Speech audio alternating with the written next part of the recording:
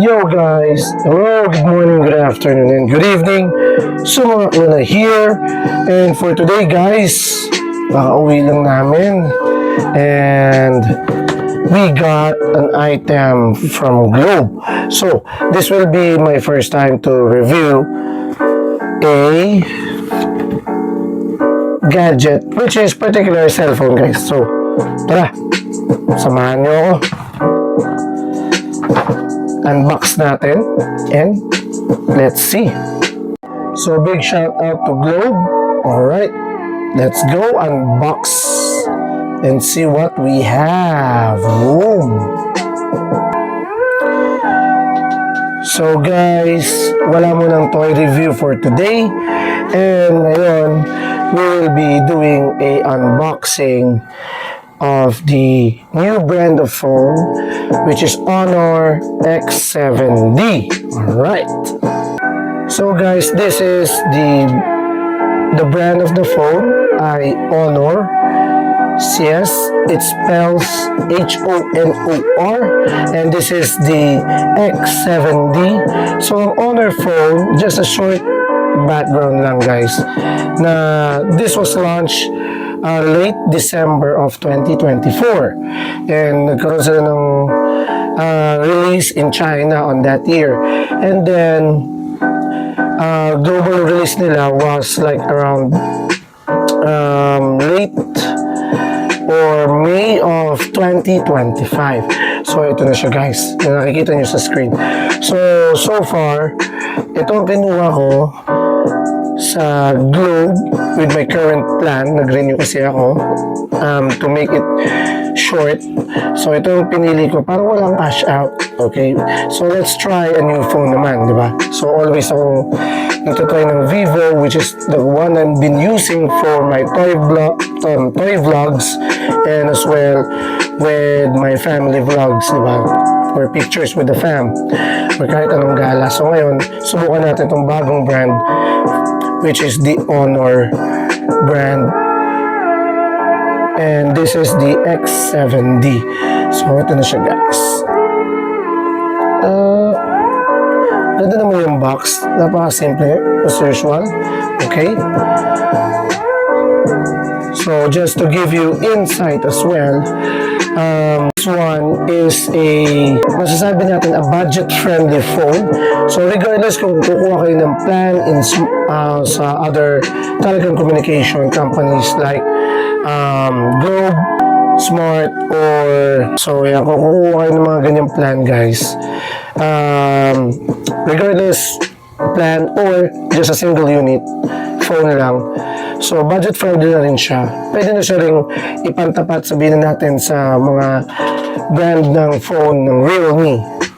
Alright, na yung mga gamers dyan, handheld gamers sa mga using the phone like Call of Duty Mobile and Mobile Legends. Masasabi ko, pwede na to kasi itong Honor X7D na phone, meron na siyang display na 6.77 inches. Pero bago ang specs guys, buksan na muna natin. Tara! So sa box guys, syempre, ang kasama is the phone itself. Libre na ang casing. Alright, ayan, linagay ko na siya actually kanina. And then we have the cable charger Type-C. Ayan. And the adapter itself. Kasama na rin yung manual. Ayan, Honor, blah blah blah blah blah. And meron yung kasamang pin to eject the SIM card as well. So going back, ang specs ng Honor phone natin, okay, ito siya guys.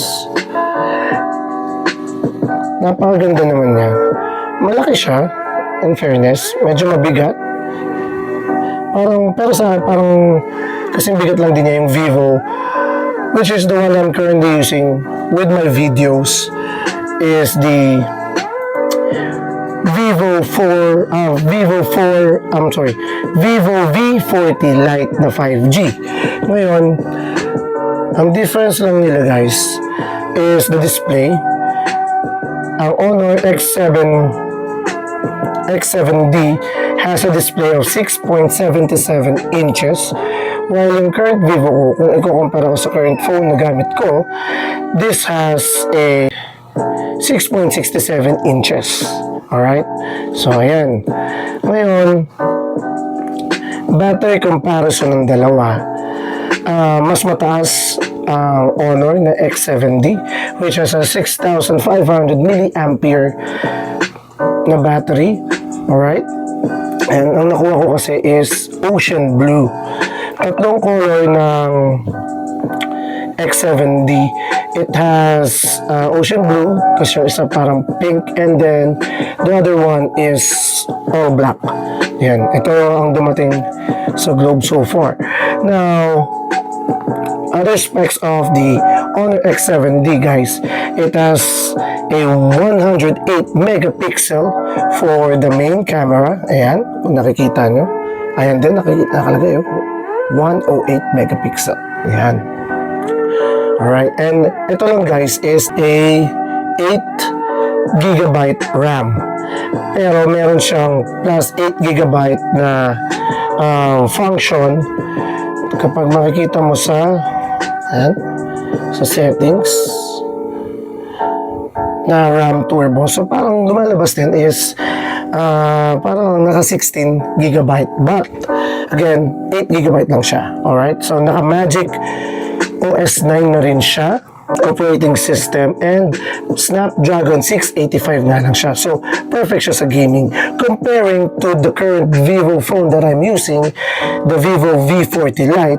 Ang Vivo 40 Lite ko naman kasi, ang main chip niya is a Snapdragon 4 Gen 2, which is mas maganda. Chipset, I mean. Yung resolution niya, naka 1610 by 720. Ayan, makikita nyo naman yung mga specs niya as I show you dito sa video. Alright, yung ROM niya or the storage is 512, so napakalaki na rin. So far wala siyang extension ng SD card slot, only SIM card na micro SD. Okay, so to give you an insight, kung for me, in my opinion, comparing to my current phone that I'm using, mas maganda ang processor ng Vivo V40 Lite comparing sa Honor X7D.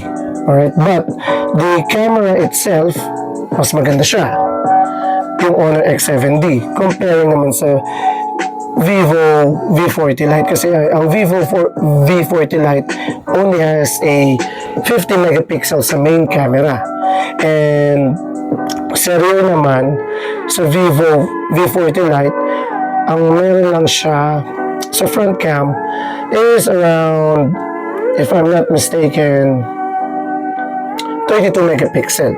Yun lang yung advantage ni Vivo pagdating sa front camera comparing sa Honor X7D, which is 8 megapixels lang.